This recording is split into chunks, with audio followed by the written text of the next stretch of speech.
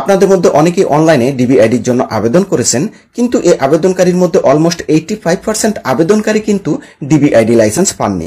আপনাদের অনেকে হয়তোবা আমার এই কথা বিশ্বাস করবেন না, তাই আমি আপনাদেরকে ডিবিআইডি আবেদনের যে সরকারি ওয়েবসাইট dbid.gov.bd এই ওয়েবসাইটে আপনাদেরকে বিষয়টি প্রমাণ করে দেখাচ্ছি।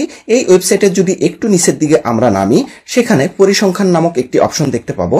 সেখানে আপনারা দেখতে পাচ্ছেন মোট আবেদন 5121টি। এ পর্যন্ত এই ডিবিআইডির জন্য আবেদন করেছে 5121টি আবেদন পড়েছে। এর মধ্যে আবেদন নিষ্পত্তি হয়েছে 4887টি, অর্থাৎ 5121টির মধ্যে 4887টির সিদ্ধান্ত নেওয়া হয়েছে। তো এই যে 4887টির মধ্যে কেউ লাইসেন্স পেয়েছে, কেউ লাইসেন্স পায়নি, সেটি সিদ্ধান্ত নেওয়া হয়েছে। এই যে 4887টির মধ্যে মাত্র 690 জন কিন্তু লাইসেন্স ইতিমধ্যে পেয়েছে।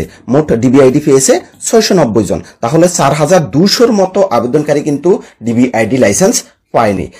এখান থেকে আপনারা যদি একটু ক্যালকুলেট করেন, সেখানে দেখতে পাবেন যে অলমোস্ট 85%-এর মতো আবেদনকারী কিন্তু ডিবিআইডি লাইসেন্স পায়নি। তো আজকের ভিডিওতে আমি আপনাদের সাথে আলোচনা করার চেষ্টা করব যে কারণে আপনাদের এই ডিবিআইডি লাইসেন্সের আবেদনগুলো প্রত্যাখ্যান হয়ে থাকে, সে সমস্ত কারণ নিয়ে কিছু আলোচনা করার চেষ্টা করব।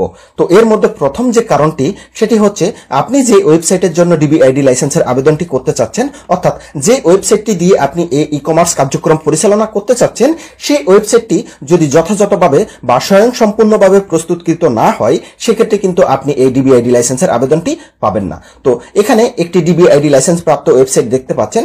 এই ওয়েবসাইটে প্রবেশ করলে আপনি দেখবেন যে ওয়েবসাইটটি সুন্দরভাবে সাজালো গুছালো আছে। তো আপনি আপনার যে ওয়েবসাইটটির জন্য ডিবিআইডি লাইসেন্সের আবেদন করবেন, সেই ওয়েবসাইটে অবশ্যই ডিবিআইডি লাইসেন্স প্রদানকারী কর্মকর্তারা কিন্তু ভিজিট করবে।